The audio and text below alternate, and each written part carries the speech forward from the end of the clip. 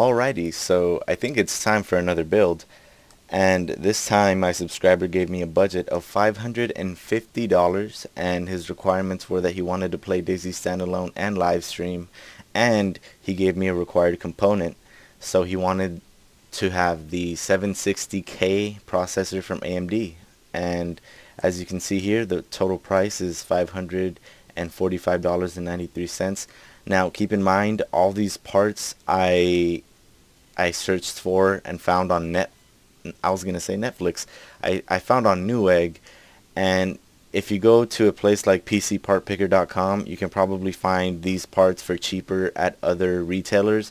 But from my experience, it's a lot more of a pain in the ass to like wait to have your whole system, and then you gotta wait because your processor is coming from NCIX, or you have your whole system and you gotta wait because your video card's coming from Outlet PC or Amazon, or well, actually Amazon's pretty good about that, but you get my point. It's easier when you get all your stuff from one retailer, but you can definitely lower the price for the same components just by looking for different retailers that have these same products. But anyways, let's get right on into it.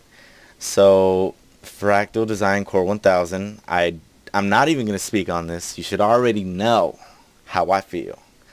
But the case is actually something that I'm being more lenient on, and there's a way to save about 20 bucks so you can get yourself a couple games on Steam, but I'll touch on that later on in the video.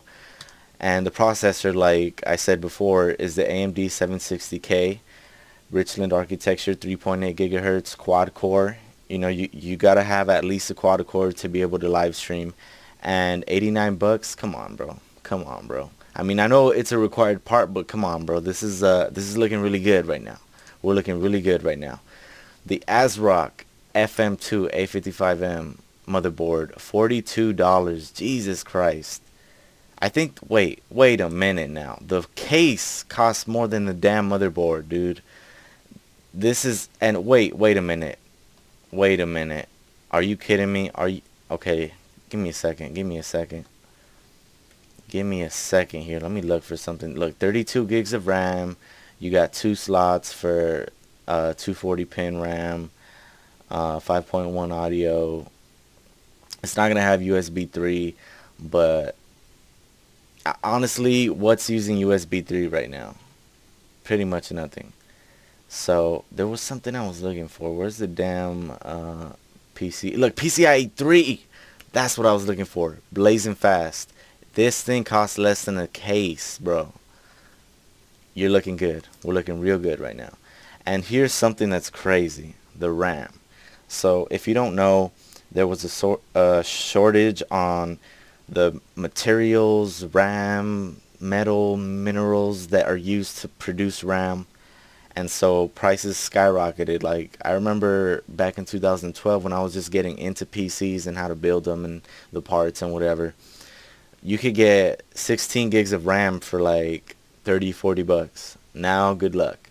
Alright, so just yesterday I found 8 gigs of Mushkin RAM for like $59.99. And now the cheapest you could get is $62.99. But look at what the fuck it's clocked at, bro. It's clocked at 2133. Not even 1600, not 1833, whatever it is. I don't even know why this stuff is so much cheaper than the stuff clocked at 1600. They're both 8 gigs. They're both 2 times 4 gigabytes. It's ridiculous, but you know what? Are you going to complain for way faster RAM than you need? No, you're not. So anyways, a Western Digital 1 terabyte 7200 RPM. No SSD. But, you know, this is going to hold you down. Western Digital is a great brand. And honestly, if you're looking at the 1 terabyte hard drives, it comes down between Seagate and Western Digital. I mean, mine, I had a Seagate, but that's because at the time, Seagate drives, the 1 terabyte Seagate drive was cheaper. But, you know, they go up and down pretty much every damn day.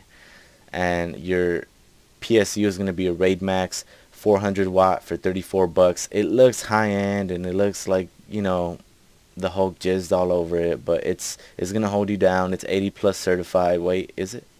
Yes, it is. It's 80 plus bronze certified. So I mean, it looks crazy, it looks retarded, but hey, it puts in work and it's a good product. Um, your video card, which everybody freaks out about, is the Asus GTX 660. Is it the see, this is the thing about manufacturers, is they've twin froze their direct CU2. This is a really good cooler. It's, if I can get a side shot, let me look for a side shot of this damn thing.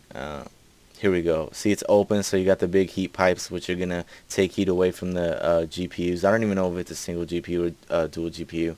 Doesn't matter. It's gonna perform well, as we can see here.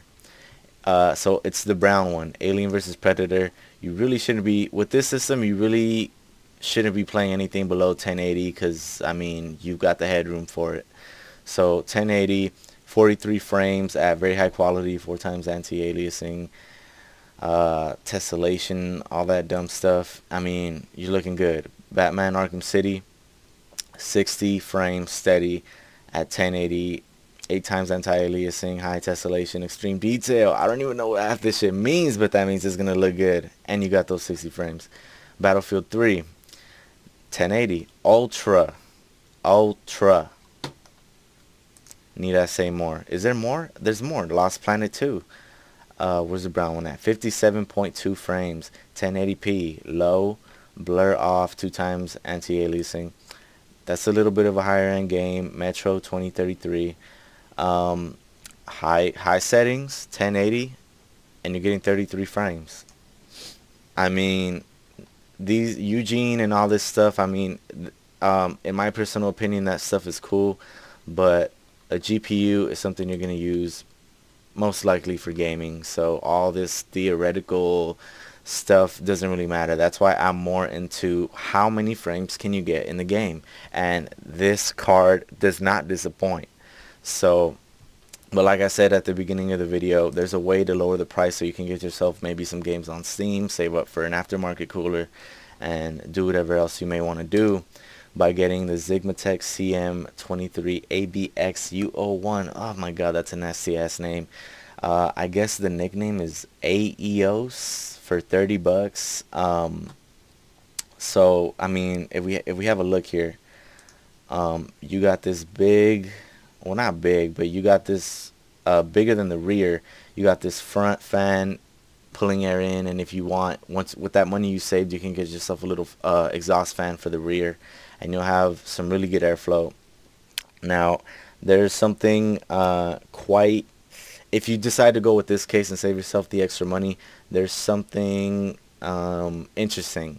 You could call this an advantage, or you could call it a disadvantage. So if we look at the front, we've got one USB 3 and one USB 2. So the USB 2 is going to work regardless, but the USB 3, if we go back to look at our motherboard, it doesn't support USB front connectors. So basically, you're only going to have the one USB 2 front port working. You have 4 ports in the back. Wait, how many ports do you have in the back?